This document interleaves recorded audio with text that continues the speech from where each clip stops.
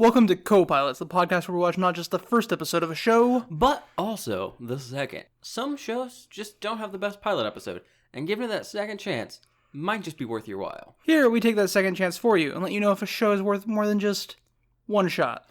I'm Justice. Alongside me is my co-pilot, Josh. Now, let's get ready for takeoff. Your in-flight entertainment this week will be The Way of the Househusband.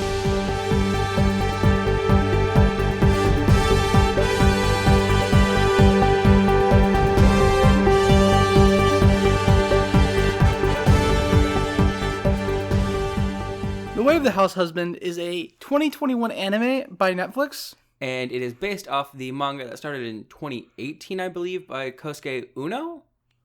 I think that's how his last name is said, but yeah. Now, it's a specific type of manga, right? It's not like a normal... Well, it is just technically a normal manga, but it fits very much a, 4-panel setup. It's not exactly, but it's much more in, the style of that, where it's not an overarching, tied-together story, gag manga, but it's more of a little... More like a comedy thing, where where it has an intro panel, a joke, the joke's results, and then, the end of the comic. Yeah, but it has more than that. Some of them are shorter like that, some of them are longer. It kind of varies back and forth in the manga. That makes sense, because where we typically only review 2 episodes, this week we're reviewing 12. That's right. We said fuck the entire basis of the show, and we're reviewing 12 episodes. Now, you might be thinking, damn, 12 episodes? That's like an entire season of an anime, right? Damn it, this is going to be so long. 12 episodes? Did that anime not get a double season? Is it just 12 episodes? Did you not do the 13th because it's an OVA, or did they just not have an OVA? 12 episodes, that's going to be 4 or 5 hours of podcast. What's going on? And you've already looked at the runtime of this episode. It's not 4 or 5 hours. Yeah, and now you're thinking, wait, they said gag, so it's a comedy thing. Are they just going to omit all the jokes and there's no actual story to this show? So they're just going to be and then he went there, and then he went home, and then he woke up, and then he slept. No, we're not doing that either. In fact, what we're doing is each episode is 6 individual episodes. Yeah. It's very much like you see with, SpongeBob and shit, where it's look, it's running for half an hour. But it's actually 2 or 3 episodes. Yeah, depending on, the length. This is 15 to 18 minutes an episode. And each episode has, 6 episodes in it, because they're very short, little... 5 episodes about our titular house husband, and then 1 episode about his cat. Yeah. It's vaguely, I would say, almost sketch show-ish, where we have a brief thing happening with its own little joke, and then again, but we are repeating equivocally just the same sketch show characters. You know what? Let's actually just get into it. First, we'll start with the opening of the anime. What do you think of this opening, this OP? So, the music's good. Yeah.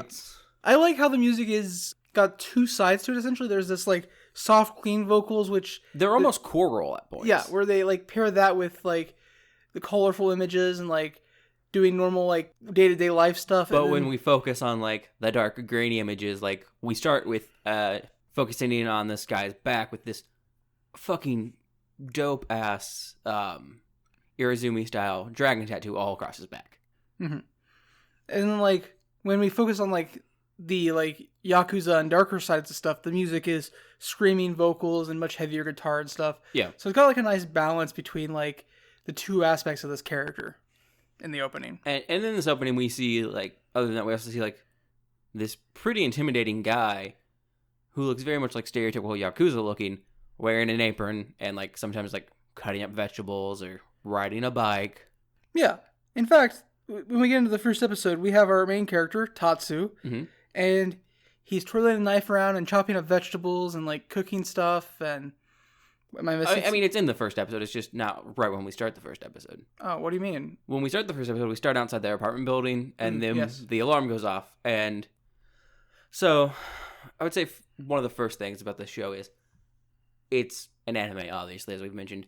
And I saw a lot of people have issue on the internet with its animation style. It's got a kind of flip book art style where it's individual still shots. Yeah. So if you know anything about animation, you have, or at least hand-drawn animation, you have your keyframes, and then you have your in-between shots, basically. So your key is, well, this is an important scene, and then your in-betweens are going from important scene to next important thing.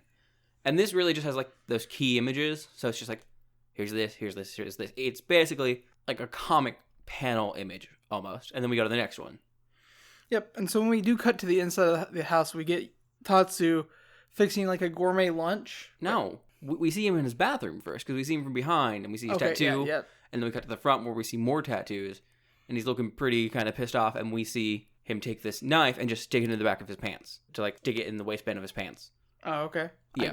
I guess I gotta miss that. Mm-hmm. Then we see him fixing a gourmet lunch. Yeah, he's making a, I wouldn't call it gourmet, but he's making like a character bento. Yeah, but like it's to such an extent that he like is taking pictures of it when he finishes. Oh, like, yeah. He's got it like on a like towel or blanket. Like It looks like a pink wrap cloth that like you see in anime where someone's like wrapped it around the bento. But he's got like this. It's set up like a photo shoot. He's just like taking pictures of how nice it looks. Yeah, you have this very tough, intimidating looking guy. He's made like the rice balls look like little panda faces and stuff, and it's put inside of this small little bento box that the lid is like these magical girls, and it's on a pink backdrop. And then he's just taking pictures of it while this cat's chilling around him. And then his wife busts into the kitchen. She's in a hurry. She's like, I'm late. Oh, I can't believe I'm late. And he's like, well, what about breakfast? And she just takes off. Yeah. And he's like, okay, well, he picks up the cat. He's like, well, I've got to go do laundry, and then I got to go do some grocery shopping. But I guess I also need to feed you. And then he looked to the room where he had the bento laying on the floor on its towel, taking pictures. He's like, oh, she forgot her lunch. So he packs up her lunch and hops on his bike and flies out of there. Yeah. And then we see him stopped, and there's 2 police officers next to him. And they're like, I'm going to ask you one last time. What do you do for a living? And he's like, I'm a house husband. And then one of them recognizes him as the immortal dragon. Wait, you're the immortal dragon, Tatsu.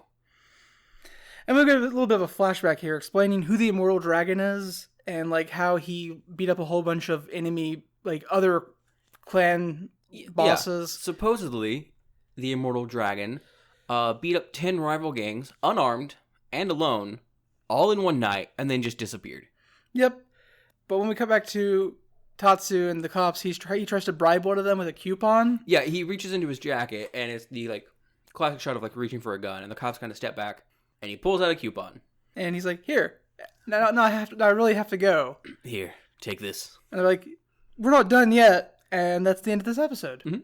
And then we're on to the next one. Yep, we get a little flash of the title card, and now we're in a new story. We see this guy walking down the street, and he's thinking to himself, "Man, this neighborhood's such easy marks. I can't believe I can get so much money for these shoddy knives." Yeah, he literally says they're cheap knives.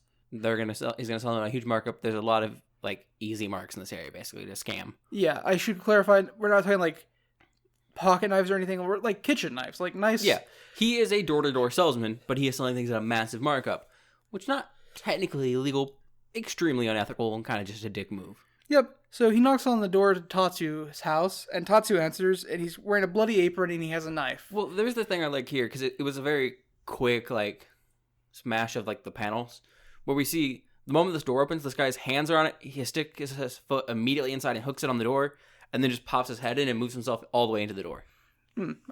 This guy, he's been doing this scammy door-to-door salesman thing for a while.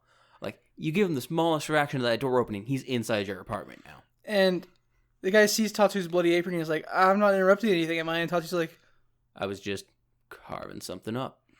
And so this guy's incredibly intimidated by Tatsu, in fact going so far as to trip over himself, like and falls on his ass, trying to back away from Tatsu. But then the guy collects himself and he's like, okay, we're gonna get this cell. I'm a professional. This is what I do. Speaking of cutting things up, I have these knives. And Tatsu's just like, blades? I guess like, yeah, blades? But then Tatsu ends up asking to test them because he's heard that there's a scam going around where they're selling cheap knives at a markup. So the guy hands him a knife, and Tatsu this is where he's twirling the knife around. He wasn't really twirling it around to begin with. Okay. But he's like twirling it all around his fingers, and the guy's just like, oh. He's got style. And then they're sitting in, and Tatsu's like, you should let me try this out. Except he says it in an intimidating manner, because that's just how he talks, always. And the guy's like, yeah, sure. And Tatsu ends up making this nice hamburg steak dish for him with some ketchup rice and a couple steak. other sides. Yeah. I think we talked about Food Wars before. Yeah. Like on the interstitial episodes. But like, so the salesman, he takes a bite of the food, and like the screen flashes, and like there's like sparkles. And he's like, oh He's my. like in a field Yeah. of wheat. It's blowing. The air's blowing against him.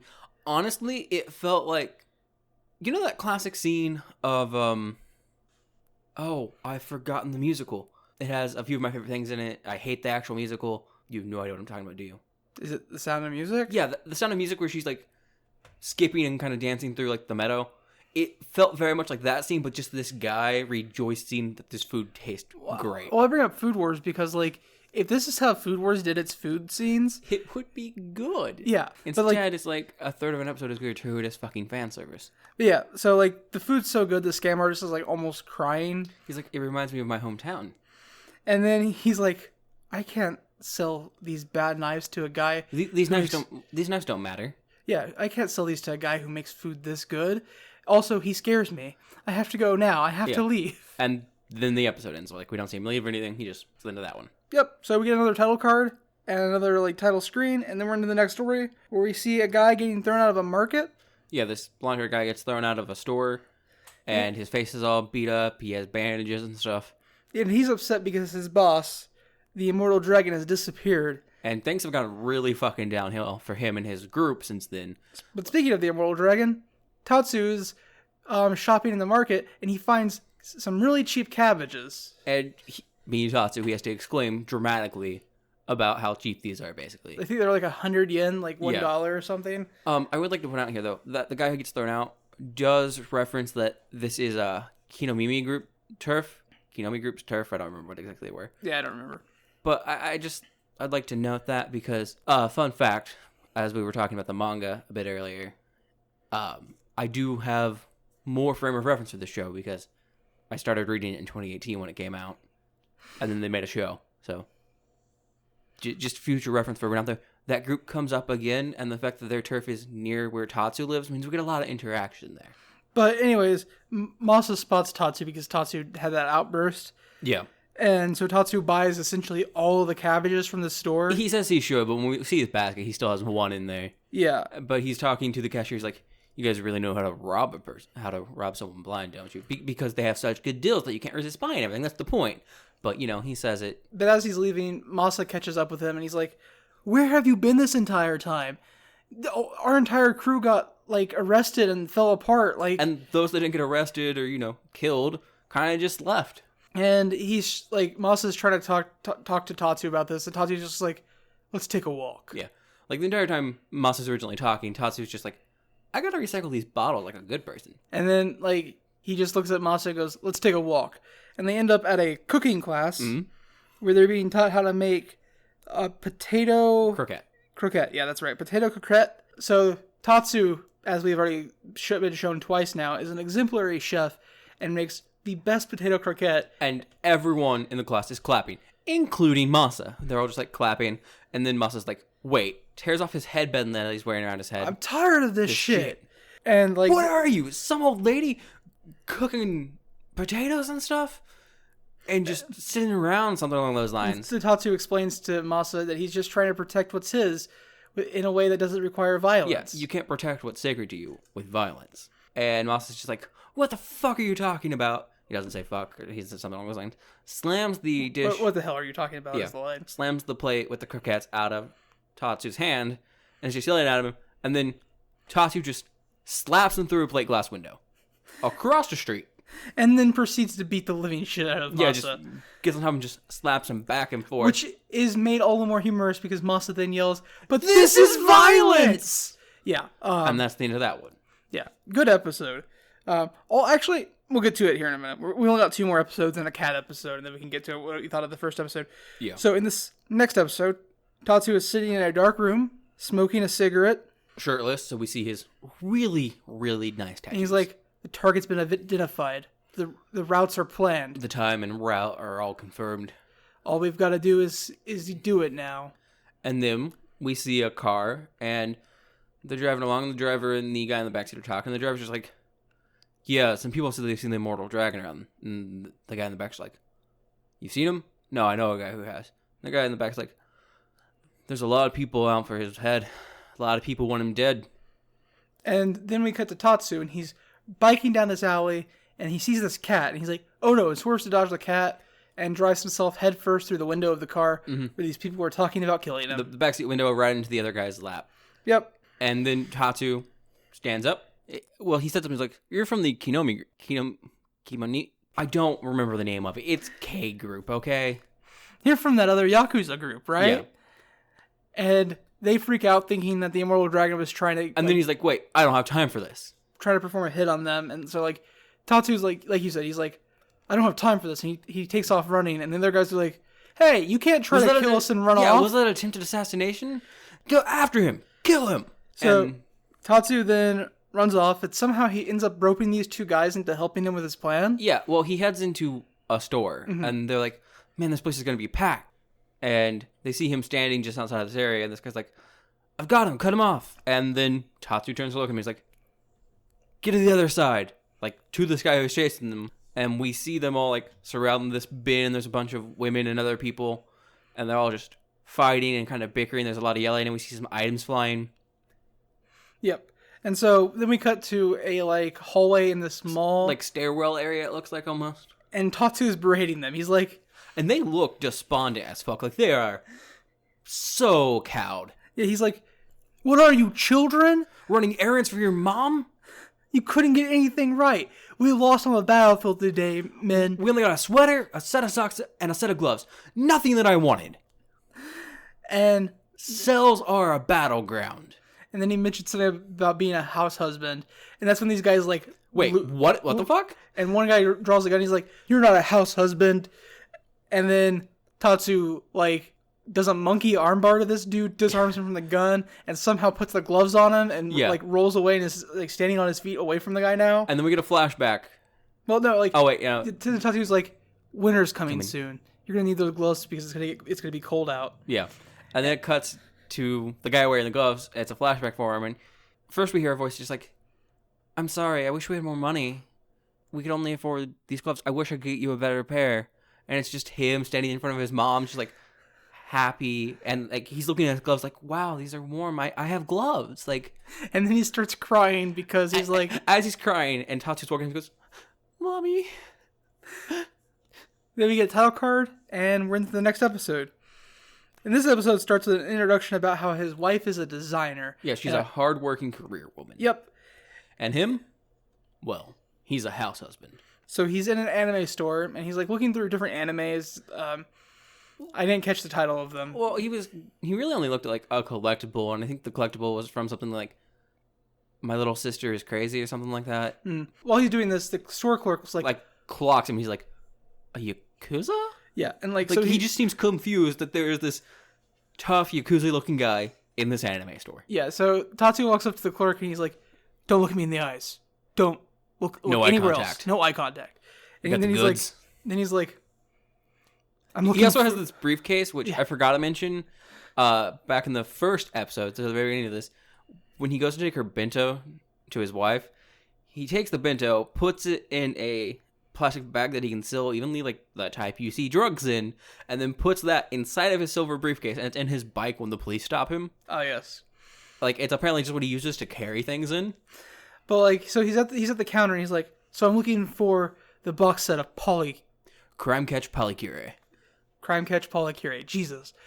And the guy's like, yeah, we have that. Which one are you looking for? Seasons 1, 2, or 3? And which version? Personally, I prefer season 2, version 2, because that one has the director from the critically acclaimed movie, and the guy's just going off about like fun fact, trivia, nerdy stuff, and eventually Tatsu has no idea what's going on. Takes this envelope of money and smacks the guy with it. Mm-hmm. He's like, "Bring me the goods. Bring me the goods." And that's then he asks, then like zooms out to outside of the anime store. He's like, "Oh, by the way, do you have any loyalty cards?" Yeah. And then we see his wife walking back up to their apartment. Yeah, she's getting home from work. She's exhausted. But before he lets her into the house, he like pats her down and like runs a metal detector over her. And she's like, so confused. What are you doing? And then she walks in. There's like this weird setup. Birthday, like I guess it's like a party setup and like a shrine or something. Yeah, I don't entirely know. It does not have a good frame of context in a Western world, so I do not know how to describe it. Then he starts singing Happy Birthday and we get her name. Her name is Miku.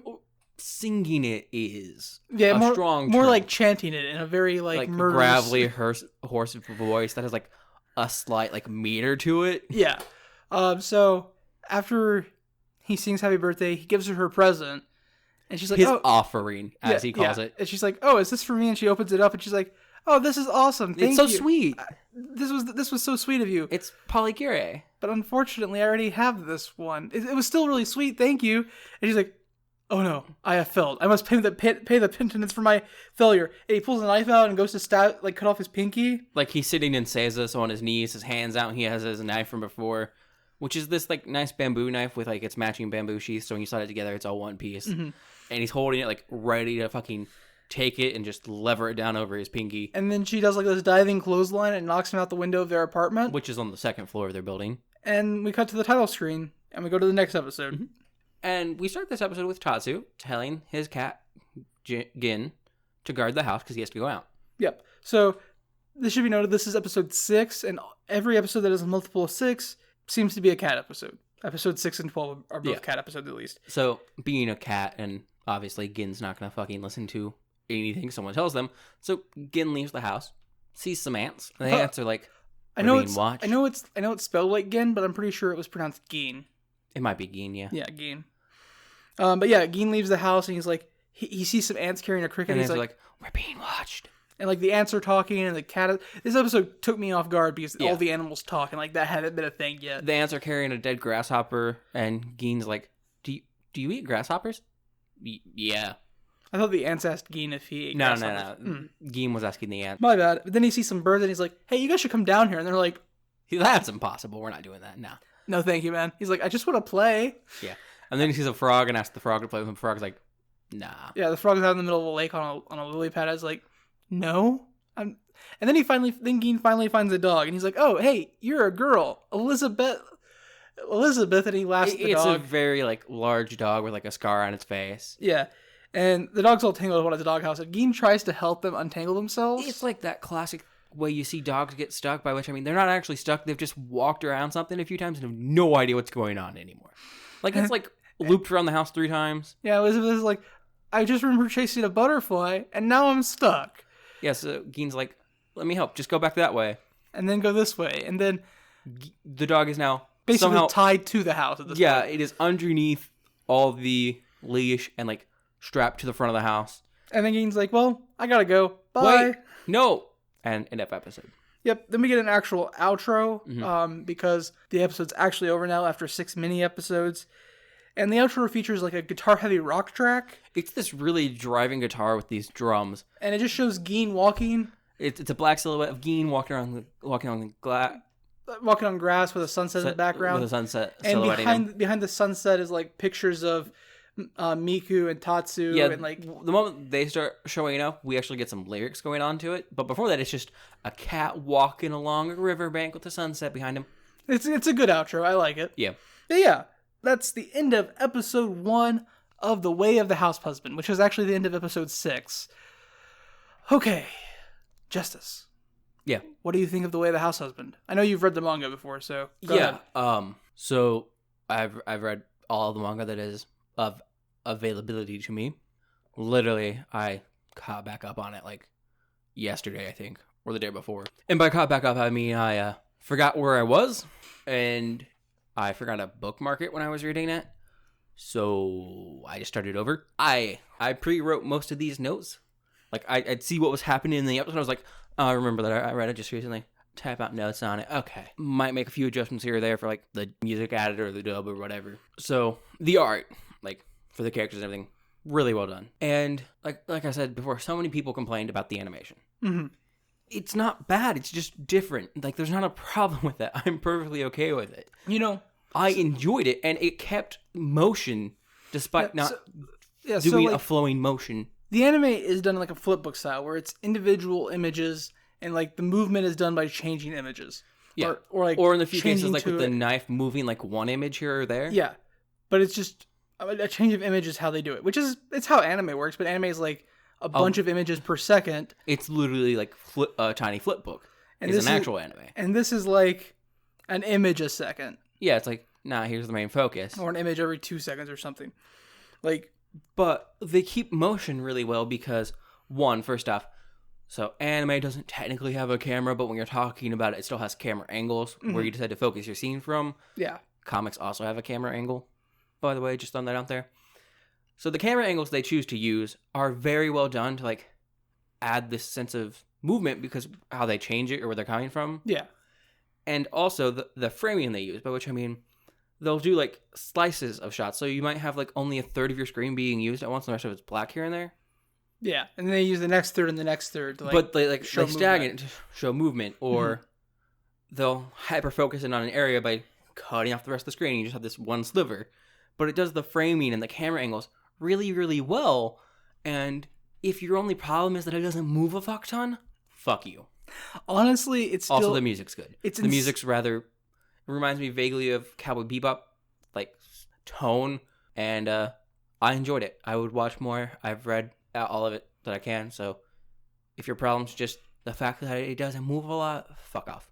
Honestly, even with like minimal like frames, the animation is still very dynamic and like it feels like very energetic. Like, yeah, people were complaining about how like it's a flipbook style anime where it's like single image, single image, single image.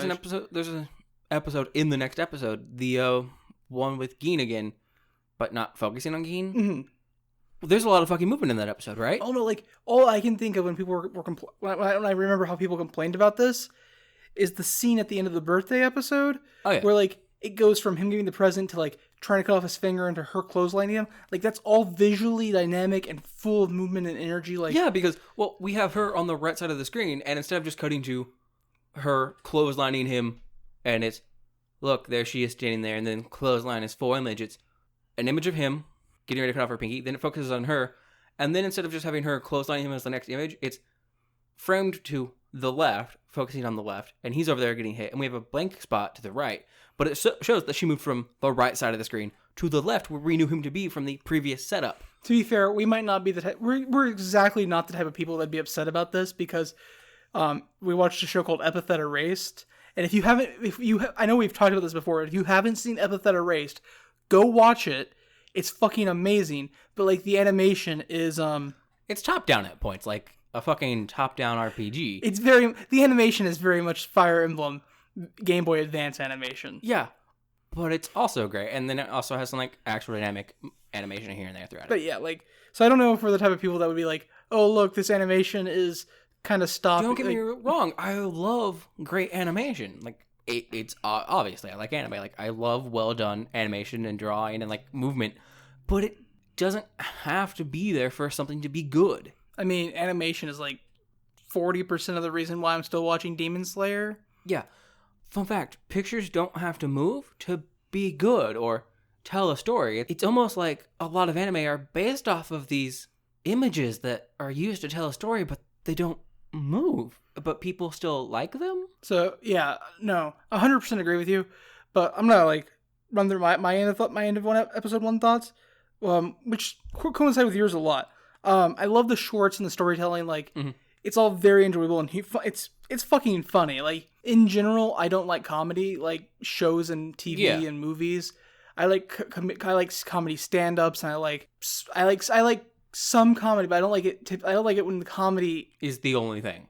Is the aspect of the show, like when it's part of the storytelling. But this is excellent. Like, this is such good comedy within the storytelling. On top of that, like I said, the animation is just fuck you if you think it's bad because it's single images, because it's super dynamic, it's super energetic and interesting. And the sense of movement that it gives with such minimal like animation is actually highly impressive. Like, exactly. Additionally, the background music isn't interrupted to the show, like, but it's very like additive. Yeah, it's very thematic to what's happening at the moment. It sets a mood, but doesn't like make itself the center of the thing going on, which I really enjoy. Because, like, I love Cowboy Bebop, but sometimes the music makes itself the scene, whereas I think typically in like visual storytelling mediums, the scene should make itself and the music should support. Definitely. But this feels more like that. Otherwise, the only thing I have to say is the Geen episode really caught me off guard. Yeah. I didn't expect also, talking animals. Out of these first 6 episodes, it is definitely the weakest of the 6. Yep. On to episode 2, though. Which is, by the way, we didn't say this, episode 1 is episode 1. Episode 2 is episode 2. each of the 6 mini episodes have their own title, but I didn't notice until like episode 6 where it was called Gein's Walk. Yeah. And then episode 12 is Gein's Walk Part 2. Yeah. So we start with Tatsu cutting up some stuff, and then he gets a phone call. Yeah, the big boss is coming. So we see him opening some windows and stuff, and he's smoking a cigarette, and he starts talking. And he's like, I got a job for you. I don't think talking is the right word. Lecturing is the right word. Yeah, lecturing. He's like, I've got a job for you. Everyone thinks you're a hot shot. You're a hot shot. Me? I'm not convinced. That's what you got. And it's a Roomba. Yeah, he's talking to a Roomba. But like, so he sets the Roomba up and he's like, yeah, you're doing great. Now just get in that corner and finish it off. And then it like hits the wall and bounces off. He's like, what are you doing? You gotta get in the corners. That's where you gotta attack. That's where all the scum hang out.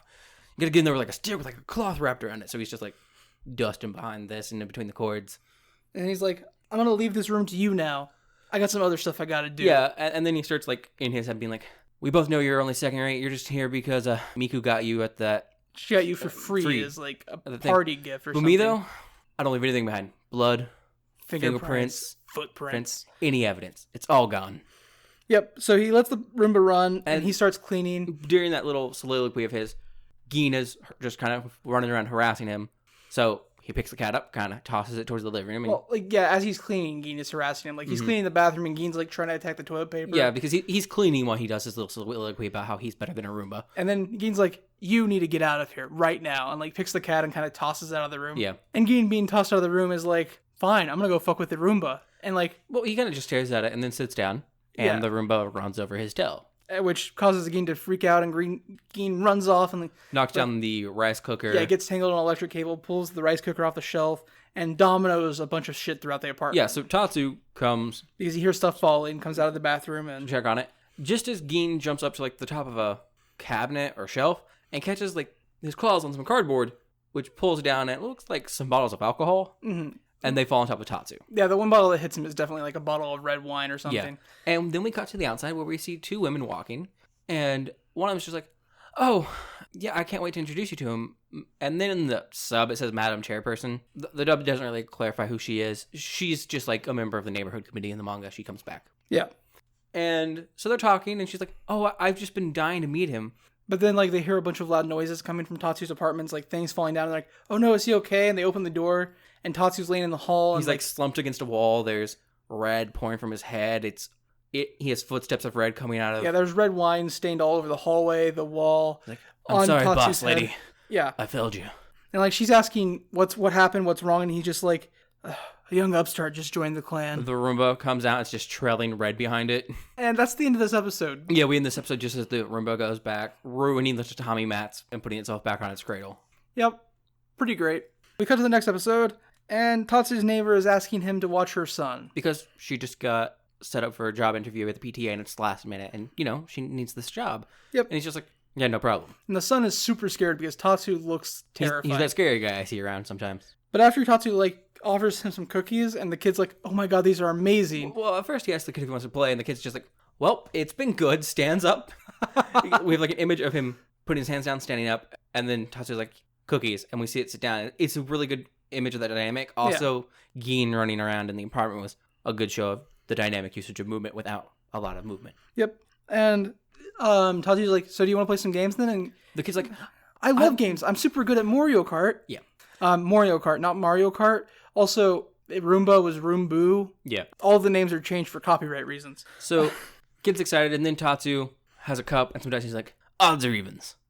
Yeah, so the kid thought, oh, video games. But Tatsu's like, no, gambling. Let's play. And then they go through a bunch of different gambling games. Yeah. And odds or evens, Snake Eyes, Koi Koi. And the kid's name's Ryota, and he's like, this isn't what I meant by games. You can't play these with children. Yeah. And then the kid comes across a Polycure statue, and he starts playing with it. Or, as Tatsu calls it, the blue Polycure thingamajig. Miku's blue Polycure thingamajig. And then the kid trips and falls and breaks the Polycure statue. He's like, I'm so sorry. I don't... And Tatsu's like, are you okay? I don't care about the figure. Are you okay? Because Tatsu is actually a great person. Yeah. And the kid's like, yeah, but what about... And Tatsu's like, don't worry. I'll handle it. So they're outside. They have a shovel and like... A tiny little can. And they're burying the Polycure figure outside. And he's like, don't worry about it. Mistakes happen. As my old boss used to say, if you make a mistake, bury it. Yeah. And then just as they finish burying it, Miku gets home and she's like, hey, what are you guys doing? And Tatsu immediately turns around and just slams it on the ground, bow to apologize. Yeah. And then we cut to then we do our little interstitial cut, and we see Miku holding like a thing of super glue. So supposedly she fixes it. Yep. And then we cut to the next episode, and Masa's walking down the street and bumps into some thugs, and he's like, watch where you're going, guys. And they all turn on him, and they are members of a different Yakuza group. Yep. Not the K1. Yeah, because the K1 told them not to mess with the Immortal Dragon. We'll get there. I thought the Shiratami group told them not to mess with it. Maybe, I don't know. What I do know is they like corner Masa against a wall, and he's like, he's on his phone like how to fight multiple. Yeah, googling enemies. He's like, hold up, wait a minute, I'm googling. Googling Guugle. Yeah, Google. And they start to advance. Like, hold up, wait, it's almost. I got bad signal. Give me a moment. And so they start to advance on him, and then we see starting from the feet, Tatsu, and he seems to be giving advice about how to handle a fight. Yeah, well, he has a 2x4 tucked under one arm, and he's reading from a DIY that's magazine. the reveal there. He's just reading DIY. And Masa sees him, and he's like, "Hey, boss, Tatsu, you gotta beat these guys up for me." And Tatsu walks up and slaps Masa across the face. And he's like, "You started this. You have to finish it yourself." And then in Masa's head, just, is that what DIY means? Yeah, and so the gangsters look up and they see the Immortal Dragon, and they're just like, "Oh, we shouldn't fuck with him. Let's go." Yeah, and then Masa hiding behind Tatsu's like, ha, you guys are cowards, I knew it, ha ha ha ha. So the guy in charge of that group turns around, takes the 2x4 from Tatsu and just hits him in the head with it. And Tatsu's just like, 2x4, and it's good wood, nice and sturdy. And there's like, what the fuck? And then tries to stab Tatsu, and Tatsu stops it with his DIY book. And like at that point, the guy like turns around and leaves. Like they hightail it out, and Masa continues to taunt them because he's an idiot. Yeah. But then Tatsu's just, talking about how you gotta do things yourself. And then Masa's like, wait, are Yakuza and Househusband the same, two sides of the same coin? Is the way of the Househusband and the way of the Yakuza the same? Teach me. And he's like, teach you to DIY? And then they build a cute little chair. And that's the end of the episode. The chair has flowers and a bear face on it. Yep. And next episode, Tatsu realizes that his face is starting to sag. Like he's doing like, he's like one of those massage rollers. Yeah. And then he's hula hooping. He's like trying to like keep himself in shape. So he's hula hooping in like the living area. Which makes Miku have to duck. And eventually he hits her with it. And then he hits her and she just slaps it down. And she's like, either take it outside or go to this, and holds up a flyer for like a local gym. Yeah. And so he goes to the local gym with some neighbor women that he's friends with because they're housewives and he's a house husband. I think he actually becomes part of the PTA if I remember exactly. That's amazing. Or he just shows up to meetings sometimes. But anyways, the fitness center, not the PTA, the fitness center gym has free classes going on, like trial classes. So he does some trial classes with his neighbor friends. The first one he does is some aerobics, and like it's essentially like a dance class. Yeah. But they're like, you got to smile, and like he's like got this weird smile on his face, and they're like, he's so creepy. His smile's so creepy. Any moment Majima is being Majima in the Yakuza games with his weird creepy smile, just picture that in your. But like they finish aerobics, he's like, that was really fun. They're like, yeah, you were really good at it. And if you like that, there's another class you might enjoy. Yeah, so they end up taking him to do some yoga, and the yoga instructor is like, what does this pose remind you of? And he like is asking him what each pose reminds the class of, and he's like, this is when you get hit by the with a stick by the boss. And then this pose is when you get shot in the head. Oh yeah, he goes through several. Like one of them's sitting in the seat after disposing of the body, or when you're about to cut off a finger because you failed. Yeah, and then the final one is getting shot in the head, and the instructor's like, "You can stop now." Yeah, the instructor's just like, please stop naming the poses, please. But like he comes out of the class, he's like, that was a lot of fun. I haven't worked up this much of a sweat since that time I crashed a mail truck into a rival Yakuza's headquarters. Yeah. And his neighbors are like, what? Yeah, they're just vaguely confused, not exactly listening. So they're all just kind of talking about how it was nice. Yeah, they're talking and walking, and like Tatsu opens the door, and they're like, wait, Tats, and he turns. They're getting ready to go in this room, and he opens the door for them and walks in himself, and it's the ladies' changing room. So he throws himself viciously out, like to the degree that he rips the door off, and slams into the wall, and then turns around and slams his head in a bow so aggressively that he cracks the floor. The floor is cracked. His head is bleeding. And he says he begs them for his forgiveness and says he'll accept any punishment, including being buried in the mountains or thrown in the sea with concrete boots on. And he's in this pose that I don't know. it was meant to be like tied up, or if it's meant to show like his hands are linked behind his back, so he's holding his hands so he can't do anything, and his legs are splayed out a weird manner, so it's hard to get up and run. So I'm not sure if it's meant to be like submissive to the point like if I try anything you can tell, or if this is a really easy position to tie me up from. I don't know what the position indicates, but yeah.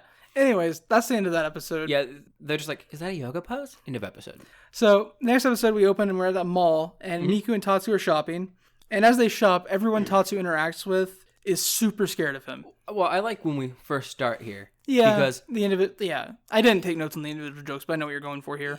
Starting off, Tatsu asks the shopkeeper in this like grocery, "You got that good white powder?" She's like, "No, we don't sell that." Well, like, she looks at him, realizes he looks like a Yakuza, and she's like, the image pales, and she's like, "We don't sell that." And then Miku's like, "I think he means flour." Yeah, and then then Miku tries to buy like a 2-liter of Coke. Yeah, and he's like, "We have some. You don't need it anymore." And she's like, "What's wrong with stocking up?" He's like, "You drink too much of it." And then there's this little thing where him putting it in, him putting it out, her putting it back in.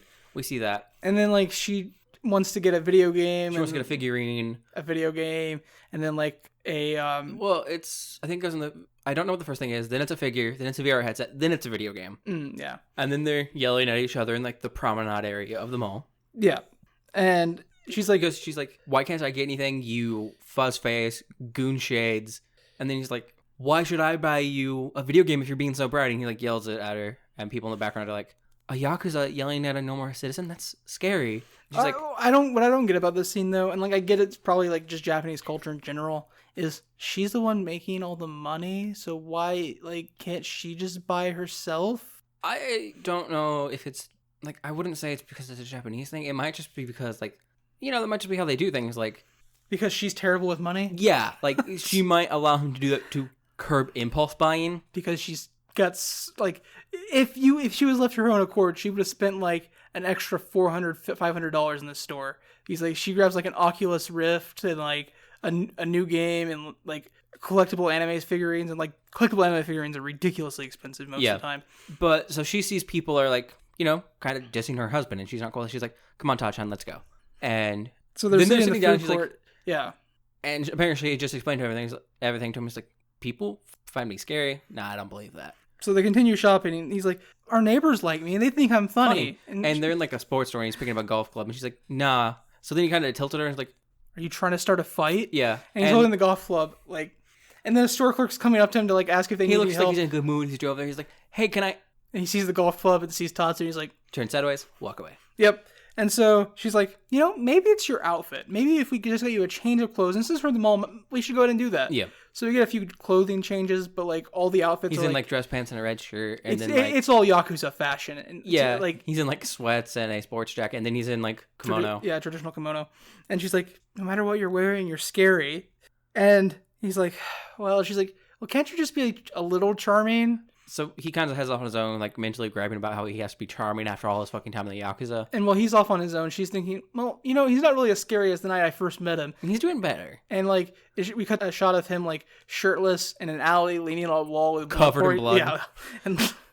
And then he shows back up. He's wearing I like to point out, most of the time he's wearing like a suit jacket, black pants, and black shoes, and like I think it's a red shirt underneath all that. And then like an apron with like it says Shiba Inu on it and has a little doge head. Yeah.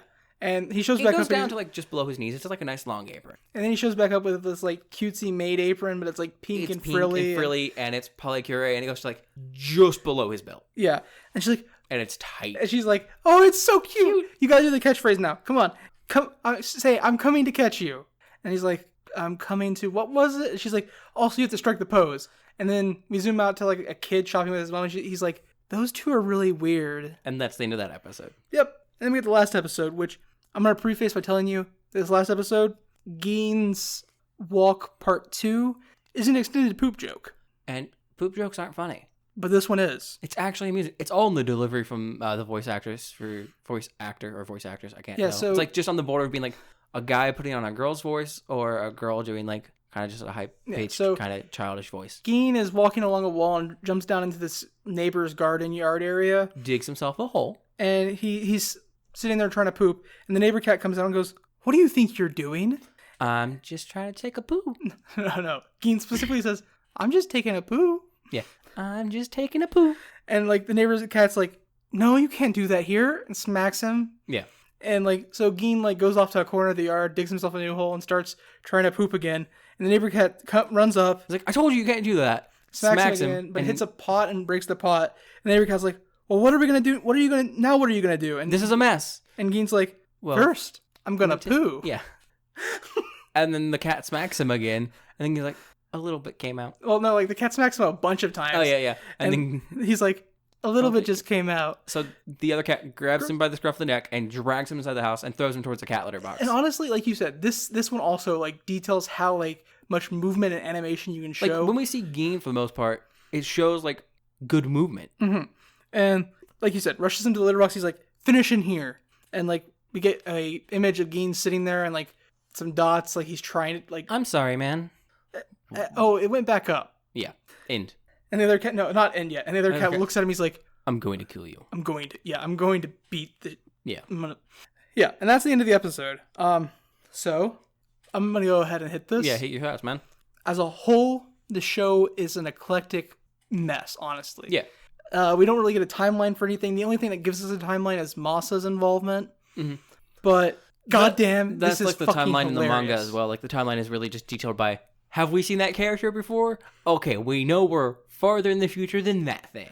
But, like, goddamn, is this hilarious. And so, yeah, the animation might be more of a flipbook style. We already talked about that a few times. But, like, it doesn't detract from the storytelling or, like, the way the show looks. Personally, the animation actually probably makes the show more enjoyable because the episode, like, okay, so the entire season is 5 15 to 18-minute episodes. I thought it was 6. No, 5. Okay. The sixth episode on Netflix is a trailer. It's the trailer, yeah. You're right. So it's 5 15 to 18-minute episodes, which means the entire show can be watched in about an hour and 20 minutes. Yeah. And, like, if you just wanted to binge it, that's hella bingeable. Like, you could sit down and, like, watch that one night, no problem. However, I think the show benefits in that you could instead watch 3 minutes here, 3 minutes there. It's like, oh shit, I have to go into like work soon, or I have to go somewhere soon. But I'm good for like I'm good for like 8 minutes. What am I gonna do? I don't want to just browse on my phone. Throw this on, watch like two little scenes. Yeah, like the skits are like 3 minutes long at most. So like you could literally be standing in line at like Walmart or something. Pull out your phone. And, like, if you have your earbuds or your headphones on, you could watch a 3-minute episode by the time it takes you to get to the cash register. Yeah. Like, and then because it has, every time it gives us a cut of Way the Househusband logo or the name somewhere or someone, it clearly distinguishes between episodes. So you don't have to be like, oh, shit, when can I pause it? Okay, there we go. I can pause. I'm ready for the next bit. It doesn't directly tie into what happened last time. It's all good. Yeah, so, like, I honestly think the show definitely benefits from the ability to, like, you can break it down and watch it in a bunch of just 3-minute chunks here and there. And, like, that's great. Yeah. I know a lot of people like to browse on their phone on like Twitter and shit. Yeah. That's not for me. I don't like just browsing through social media or things like that. Mm-hmm. But just being able to sit down and ingest like a small little quickly joke or story in 3 minutes, I'm down with it. That's something that appeals to me. Like, well, like there's been this trend on like YouTube where videos had like they got shorter for a little while. Like it used to be like 7 minutes was like this is how long you need to hit. Then like YouTube increased it to 10 minutes, and like just videos have gotten longer on YouTube as time passed. I think like right now the benchmark to hit is like 9 minutes. Yeah, the whole short video thing is like the main appeal of like TikTok, right? Like, yeah. Oh, so, I have like 2 or 5 minutes to kill. I can go through TikTok a bit. Yep. Like so, this show has that same type of like I just need a little bit of entertainment. Like I have a little bit of downtime to kill, and I think that's awesome. Honestly, I love it. I'm gonna finish the show, and like I'm not gonna finish the show by watching the next 3 episodes all in one sitting. I'm going to watch a couple episodes here, a couple episodes there, until I get through the next 18 episodes. Yeah. So, for all clarity and truthfulness here, I'd already watched all of this. Cheater. I didn't know we were doing this until someone was just like, hey, you just want to do Way of the Househusband? And I was like, I'm pretty sure I've watched all of it. But sure, I guess. Fair. That's my fault. But I've already watched all of it. But you know what? I'd watch all of it again because it's enjoyable. And I've also already read all of it, but like, they're short, easy jokes. And it's good it's good voice acting, it's good story question marks. There's not really much going on. But I just like everything about it all around. And I don't remember every tiny little fucking joke made in anything ever. So yeah, some of these are gonna come back and I've forgotten them. Well, like and they'll be good again. Or, you know, they were good to begin with and they haven't gotten worse just because I've already seen them. Well, I think like the whole gimmick is actually just incredibly funny. Like the idea of like this badass Yakuza like Kiryu from Yakuza series or something. Everyone loves that disparity of like here's this character who is very much this one way, but also there are also on this entire other end of the spectrum. Yeah. It's that idea of gap moe, right? I don't know. That's the term. I don't know. A vast disparity between one aspect to another. What I do know is this show is great, and we both loved it. Yeah. What I also know is if you loved our show, you can leave us a review on whatever app you're listening to. Just leave us a rating and review that helps other people find our show so that they can find other shows that they'll like. And I don't think we've mentioned this before, but if that review thing, if it's not on your app or you just don't want to take the time to do that, just tell a friend. Yeah, actually. Word of mouth, because that's basically what we're asking you to do with a review. Word of mouth, but the internet's vast and terrifying and expansive. Let me tell you, I have 2 podcasts that I listen to religiously and I love. I mean, I've got 2, but I mean, one's just a whole bunch of shit. Yeah, I've got 2 podcasts that I listen to religiously and love, and a whole bunch of other podcasts I kind of listen to on like the regular. But the 2 podcasts I listen to and love, I found because people I know were like, "Hey, have you heard of Flash Forward? Hey, have you heard of System Mastery?" And I was like, "No, I haven't. Like, what's it about? What's a good episode to like dive in on?" And like, I love both of those now so much. I don't miss an episode. Like, as soon as it comes out, I'm there listening to it, unless like I don't have work for a couple weeks. Yeah. Then I'll let it build up because it's a good thing to listen to at work. Mm-hmm. Like I listen to a myriad of other podcasts too, but those are the 2 that I'm always like. Yeah, the other podcasts for some of that is kind of just like, I need something to fill the time. This is good. This will work. Like I listen to No Sleep podcast and another podcast called Be Scared, which are just like horror story podcasts. Be Scared is more like realistic horror, like kidnappings and stuff, and like No Sleep is like the No Sleep subreddit. And like I don't listen to those when I'm not at work ever. I will never listen to those if I'm not at work. But at work, it's a good distraction from work, and I enjoy them. But like I will just lay in bed and listen to System Mastery. I mean, when we first moved into our new apartment, before we had anything hooked up, it was, you got this new System Mastery downloaded on your phone? Yeah, I haven't listened to it yet. Just fucking play that shit, man. We'll just sit here in this living room that has like a fucking couch in it and listen to some System Mastery. So, to reiterate, if you have the time or want to leave us a review and rating, we love that. But if you just have a friend who you think would like our nonsense rambling about shows we watch, tell them. They might love it. Otherwise, if you want to get in contact directly with us, there's a myriad of ways to do that, starting with our Twitter handle at Copilots Review, or our email at copilotsreview.gmail.com. Or you can find a link to both of those and our Discord and our YouTube at copilotsreview.simplecast.com. And we just want to thank you once again for flying with us this week. And please fly again soon.